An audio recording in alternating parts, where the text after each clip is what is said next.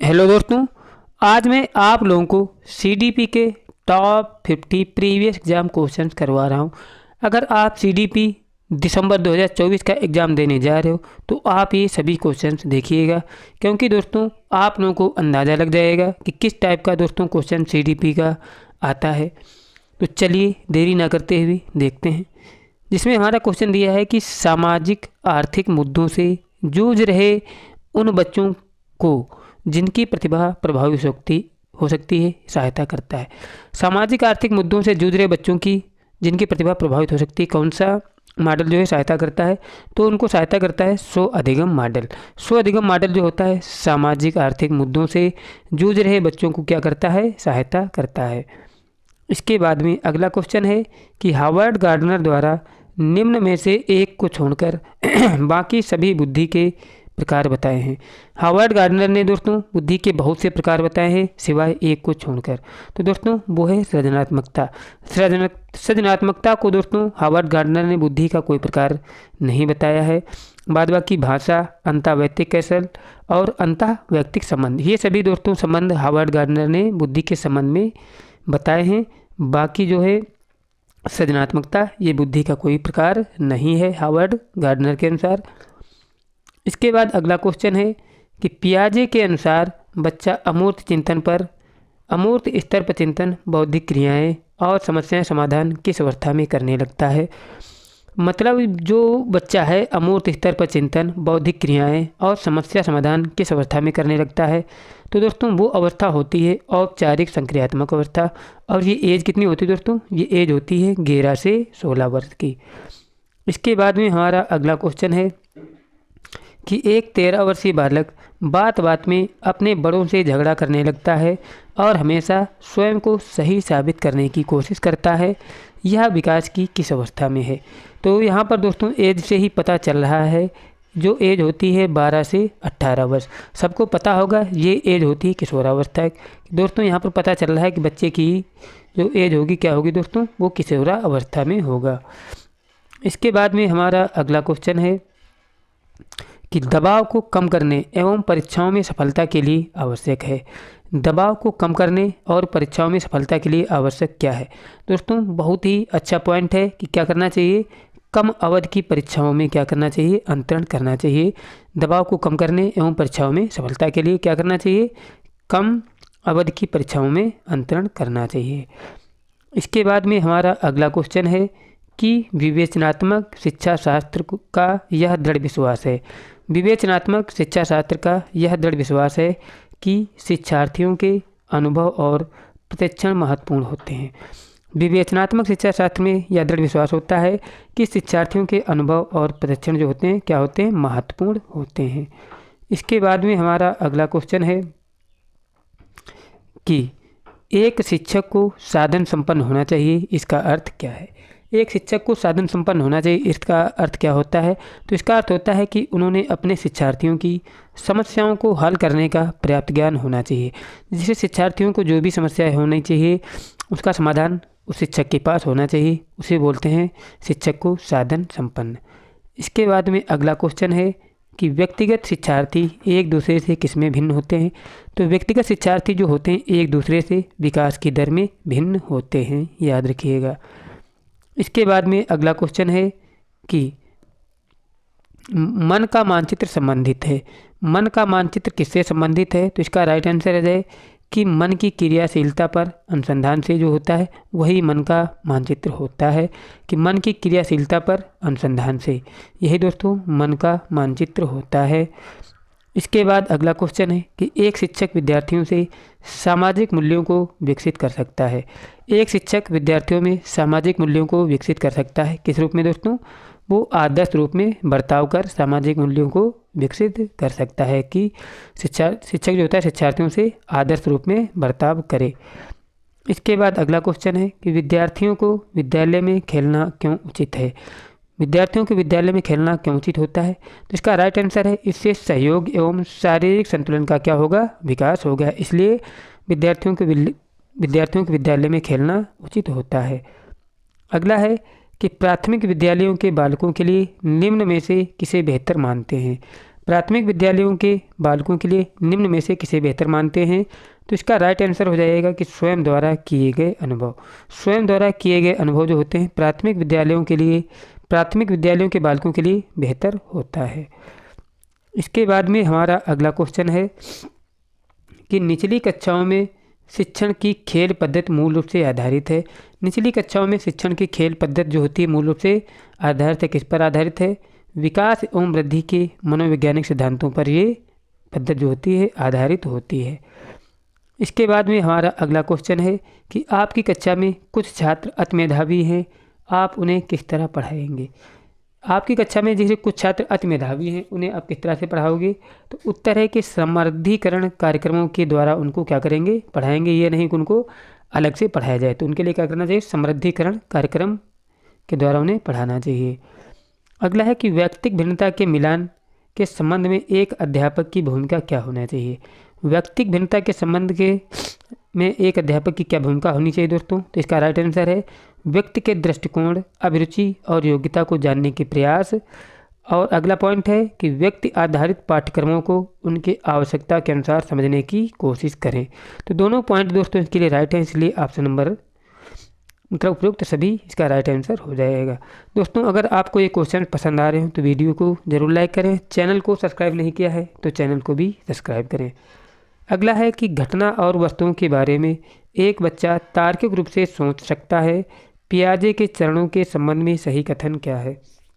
एक जो बच्चा घटना और वस्तुओं के बारे में तार्किक रूप से सोच सकता है, तो दोस्तों ये बच्चा जो होता है मूर्त संचालन प्रक्रिया में है, मतलब वो देखकर उसके बारे में सोच सकता है। पियाजे के अनुसार वो मूर्त संचालन प्रक्रिया में है। अगला है कि बच्चे के विकास को सिरस्थ सिद्धांत के अनुसार निम्न में से सत्य कथन कौन सा है? तो बच्चे के विकास को सिरस्थ सिद्धांत के अनुसार निम्न में से सत्य कथन कौन सा है? तो विकास सिर से पैर की ओर होता है, बिल्कुल गलत है। विकास सिर से पैर की ओर होता है, बिल्कुल सही बात है। सिर से पैर की ओर होता है। विकास पैर से सिर की ओर होता है, गलत है। विकास मध्य भाग की परिधि की ओर होता है, ये भी गलत है। तो इसका अगर देखा जाए तो यहाँ पे उपरोक्त में से कोई नहीं दिया, लेकिन हमारे हिसाब से उत्तर जो है विकास जो होता है सिर से पैर की ओर होता है। इसके बाद में अगला क्वेश्चन है कि बच्चे के निःशुल्क एवं अनिवार्य शिक्षा का अधिकार अधिनियम कितने वर्ष के लिए लागू होता है?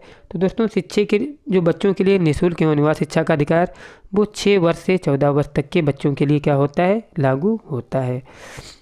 अगला क्वेश्चन है कि बच्चों की जिज्ञासा शांत करनी चाहिए। बच्चों की जिज्ञासा को क्या करना चाहिए? शांत करना चाहिए। कब? तत्काल जब विद्यार्थी द्वारा जिज्ञासा की गई तभी शिक्षक को कोशिश करना चाहिए कि उसकी जिज्ञासा को शांत किया जाए। इसके बाद में हमारा अगला क्वेश्चन है कि बच्चे की बुद्धि लब्धि 90 से 110 के मध्य है, तो वह बालक कैसा होगा? यदि बुद्धि लब्धि दोस्तों 90 से 110 के मध्य है तो बच्चा सामान्य बुद्धि के अंतर्गत आता है। इसके ऊपर की बुद्धि जो होती है वो दोस्तों प्रखर बुद्धि के अंतर्गत आता है या प्रतिभाशाली बालक होता है। अगला कि सतत एवं व्यापक मूल्यांकन में व्यापक मूल्यांकन शब्दावली का तात्पर्य क्या है? सतत एवं व्यापक मूल्यांकन में व्यापक मूल्यांकन शब्दावली का तात्पर्य क्या होता है? तो इसका तात्पर्य होता है कि शैक्षिक एवं शैक्षिक क्षेत्र का मूल्यांकन होता है व्यापक मूल्यांकन के अंतर्गत। याद रखिए क्या होता है दोस्तों, इसमें शैक्षिक एवं शैक्षिक क्षेत्र का मूल्यांकन होता है। इसके बाद में अगला क्वेश्चन है कि शिक्षक एवं शिक्षार्थी के मध्य होना चाहिए। शिक्षक एवं शिक्षार्थी के मध्य क्या होना चाहिए दोस्तों? संबंध कैसा होना चाहिए? स्नेह का होना चाहिए, विश्वास का होना चाहिए और सम्मान का भी होना चाहिए। इसलिए ऑप्शन नंबर उपरोक्त सभी राइट हो जाएगा। अगला है कि एक अच्छा अध्यापक विद्यार्थियों के मध्य बढ़ावा देता है। एक अच्छा अध्यापक होता है विद्यार्थियों के मध्य किसका बढ़ावा देता है? तो राइट आंसर हो जाएगा सहयोग की भावना का बढ़ावा देता है। इसके बाद में अगला क्वेश्चन है कि परामर्श का उद्देश्य है। परामर्श का उद्देश्य क्या होता है? बच्चों को समझाना, बच्चों की कमियों का कारण का पता लगाना, बच्चों को समायोजन में सहायता करना, ये उपयुक्त सभी। तो दोस्तों सभी हैं परामर्श के उद्देश्य, याद रखिएगा। बच्चों को समझाना, बच्चों की कमियों के कारण का पता लगाना और बच्चों को समायोजन में सहायता करना, ये सभी उद्देश्य होते हैं। इसके बाद में अगला क्वेश्चन है कि बच्चों की रुचि बनाए रखने के लिए आप कौन सी विधि का चयन करेंगे? तो बच्चों की रुचि को बनाए रखने के लिए क्या करेंगे आप? बच्चों को स्वयं गतिविधि करने के लिए देंगे, जिससे बच्चा क्या होगा? जागरूक होगा और करने के लिए उत्सुक भी होगा। इसलिए बच्चों को स्वयं की गतिविधि करने के लिए कहेंगे। इसके बाद अगला क्वेश्चन है कि निम्न कक्षाओं में शिक्षण की खेल विधि आधारित है। तो निम्न कक्षाओं में शिक्षण की खेल विधि किस लिए आधारित है? तो दोस्तों ये आधारित है विकास एवं वृद्धि की मनोवैज्ञानिक सिद्धांत पर आधारित होती है। अगला क्वेश्चन है कि परिवार एक साधन है। तो परिवार एक साधन दोस्तों किसका होता है? अनौपचारिक शिक्षा का साधन होता है। अगर बात की जाए विद्यालय, तो विद्यालय जो होता है दोस्तों वो होता है औपचारिक शिक्षा का। ऑप्शन नंबर बी होता है अगर यहाँ पे पूछ दिया था विद्यालय। परिवार तो दोस्तों क्या होता है? अनौपचारिक शिक्षा का एक माध्यम होता है। अगला है कि निम्न में से कौन सा बुद्धिमान बच्चों के लक्षण नहीं है? कौन सा जो लक्षण है दोस्तों बुद्धिमान बच्चों के लिए नहीं है? तो उत्तर है वह जो लंबे निबंधों को बहुत जल्दी याद रखने की क्षमता रखता है। मतलब दोस्तों रटने की प्रवृत्ति है इसमें, इसलिए क्या होगा? ये कोई बुद्धिमान बच्चे के लक्षण नहीं है। जो दोस्तों रचनात्मक बच्चे होते हैं वो किसी कार्य को करके सीखते हैं और समझते हैं। समझना दोस्तों रचनात्मक में आता है, लेकिन रटना दोस्तों रचनात्मक में नहीं आता है। अगला क्वेश्चन है कि वह कौन सा कथन स्थान है जहां बच्चे की संज्ञानात्मक विकास को सबसे बेहतर तरीके से परिभाषित किया जाता है? तो वो होता है दोस्तों विद्यालय एवं कक्षा पर्यावरण। यहाँ बच्चे के संज्ञानात्मक विकास को अच्छी तरीके से समझा जा सकता है। अगला क्वेश्चन है कि बुद्धि के बहुकारक सिद्धांत के प्रतिपादक कौन है? तो बुद्धि के बहुकारक सिद्धांत के प्रतिपादक हैं थॉर्नडाइक। थॉर्नडाइक दोस्तों बुद्धि के बहुकारक सिद्धांत के प्रतिपादक हैं। अगला है कि उपनयन संस्कार किस शिक्षण काल में किया जाता था? जो उपनयन संस्कार है दोस्तों ये किया जाता था वैदिक काल में, याद रखिएगा। इसके बाद में हमारा अगला क्वेश्चन है कि पियाजे की औपचारिक संक्रियात्मक अवस्था बालक की किस आयु अवधि तक मानी जाती है? औपचारिक क्रियात्मक अवस्था जो होती है किस एज तक मानी जाती है? तो राइट आंसर हो जाएगा 11 से 15 वर्ष की आयु तक औपचारिक संक्रियात्मक अवस्था मानी जाती है। अगला है कि जड़ बुद्धि वाले बालक की IQ कितनी होती है? तो जड़ बुद्धि वाले बालक की IQ जो होती है वो 71 से कम होती है। इसके बाद में अगला क्वेश्चन है आधुनिक मनोविज्ञान का अर्थ क्या है? आधुनिक मनोविज्ञान का अर्थ होता है व्यवहार का अध्ययन। व्यवहार का अध्ययन दोस्तों आधुनिक मनोविज्ञान के अंतर्गत आता है। अगला क्वेश्चन है कि हिंदी अक्षरों को बालक किस आयु में पहचानने लगता है? तो हिंदी अक्षरों को बालक जो है 5 वर्ष की आयु में पहचानने लगता है। इसके बाद में अगला क्वेश्चन है एक बच्चे की मानसिक आयु 5 वर्ष और वास्तविक आयु कितनी है? 4 वर्ष है। तो उसकी IQ क्षमता क्या होगी? तो हमने पहले बताया था कि कितनी है दोस्तों मानसिक आयु 5, और इसको 100 से क्या कर देंगे? गुणा कर देंगे और बटे 4। वास्तविक आयु को बटे में रखा जाता है। 4 दूनी 8, 4 पंचे 20, तो कितनी हो जाएगी दोस्तों? 125 हो जाएगी। इसकी मतलब IQ क्षमता कितनी है दोस्तों? 125 है। अगला क्वेश्चन है कि वाइगोस्की ने बाल विकास के बारे में क्या कहा है? वाइगोस्की ने बाल विकास के बारे में कहा है कि यह सामाजिक अंतःक्रियाओं के कारण होता है। जो बाल विकास होता है दोस्तों ये किसके कारण होता है? ये सामाजिक अंतःक्रियाओं के कारण होता है। ये कथन वाइगोस्की का है। अगला है कि सामाजिकरण वह प्रक्रिया है जिसमें क्या होता है जिस बच्चे में क्या होता है वयस्क सीखते हैं। तो दोस्तों परिवार से, विद्यालय से, साथियों से। सामाजिकरण वह प्रक्रिया होता है जिसमें बच्चे सीखते हैं परिवार से, विद्यालय से और साथियों से सीखते हैं। अगला है कि बच्चे का मूल्यांकन होना चाहिए। तो बच्चे का मूल्यांकन कैसे होना चाहिए? तो राइट आंसर है सतत एवं व्यापक मूल्यांकन के द्वारा बच्चे सीखते हैं, मतलब उनका सतत एवं व्यापक मूल्यांकन होना चाहिए। अगला है कि पियाजे के संज्ञानात्मक विकास सिद्धांत के अनुसार संवेदी क्रियात्मक अवस्था क्या होती है? तो संवेदी क्रियात्मक अवस्था होती है दोस्तों जन्म से 2 वर्ष तक। इसे शैशवावस्था भी कहा जाता है। अगला है कि शारीरिक विकास का क्षेत्र क्या है? तो याद रखिएगा शारीरिक विकास का क्षेत्र जो होता है स्नायु मंडल होता है। इसके बाद में हमारा अगला क्वेश्चन है कि तनाव और क्रोध की अवस्था है। तनाव और क्रोध की अवस्था होती है दोस्तों किशोरा अवस्था, याद रखिएगा। इसके बाद में हमारा अगला क्वेश्चन है कि बाल्य अवस्था होती है। तो बाल्य अवस्था होती है दोस्तों कितनी? तो वो होती है 12 वर्ष तक होती है बाल्य अवस्था। इसके बाद शुरू हो जाती है किशोरा अवस्था जो 12 से 18 वर्ष तक चलती है। इसके बाद में अगला क्वेश्चन है कि मैकडूगल के अनुसार मूल प्रवृत्ति जिज्ञासा का संबंध कौन सा वेग से है? तो जिज्ञासा का संबंध जो होता है दोस्तों वो होता है आश्चर्य से। अगला क्वेश्चन है कि दूसरे वर्ष के अंत में शिशु का शब्द भंडार हो जाता है। तो दूसरे वर्ष के अंत में शिशु का शब्द भंडार हो जाता है कितना, 100 शब्द तक हो जाता है। अगला है कि उत्तर बाल्यावस्था में बालक भौतिक वस्तुओं के किस आवश्यक तत्व में परिवर्तन समझने लगते हैं। तो उत्तर बाल्यावस्था में बालक जो होता है भौतिक वस्तुओं के किस तत्व में परिवर्तन समझते हैं, तो वो उत्तर है दोस्तों द्रव्यमान, संख्या और क्षेत्र के बारे में परिवर्तन समझने लगते हैं।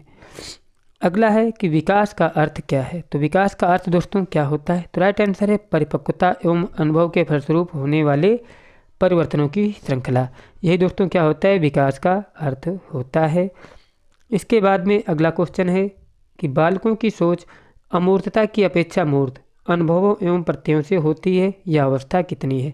बालकों की सोच अमूर्तता की अपेक्षा मूर्त अनुभवों एवं प्रत्ययों से होती है, यह अवस्था होती है दोस्तों 7 से 12 वर्ष तक की होती है। अगला क्वेश्चन है कि बच्चों के संज्ञानात्मक विकास को सबसे अच्छे तरीके से कहाँ परिभाषित किया जाता है। तो राइट आंसर हो जाएगा विद्यालय एवं कक्षा में। विद्यालय एवं कक्षा में दोस्तों बच्चों के संज्ञानात्मक विकास को अच्छे तरीके से समझा जा सकता है। अगला कि वह अवस्था जब बच्चा तार्किक रूप से वस्तुओं व घटनाओं के विषय में चिंतन प्रारंभ करता है। तो दोस्तों वो होती है मूर्त संक्रियात्मक अवस्था, जब बच्चा क्या होता है तार्किक रूप से वस्तुओं व घटनाओं का चिंतन प्रारंभ करता है तो मूर्त संक्रियात्मक अवस्था में होता है, जब करने लगता है तो अमूर्त में चला जाता है। लास्ट उत्तर है, लास्ट क्वेश्चन दोस्तों हमारा दिया है कि प्राथमिक स्तर पर एक शिक्षक निम्न में से किसे महत्वपूर्ण विशेषता मानता है। तो दोस्तों तो क्या है, पढ़ने में उत्सुकता और धैर्य और दृढ़ता, ये दोनों विकल्प इसके लिए क्या है, राइट हैं। अगर दोस्तों आपको ये क्वेश्चन पसंद आए हों तो वीडियो को ज़रूर लाइक करें, चैनल को सब्सक्राइब नहीं किया है तो सब्सक्राइब भी करें और अपने दोस्तों के पास शेयर करना ना भूलें। मिलते हैं नेक्स्ट वीडियो के साथ, तब तक के लिए जय हिंद जय भारत।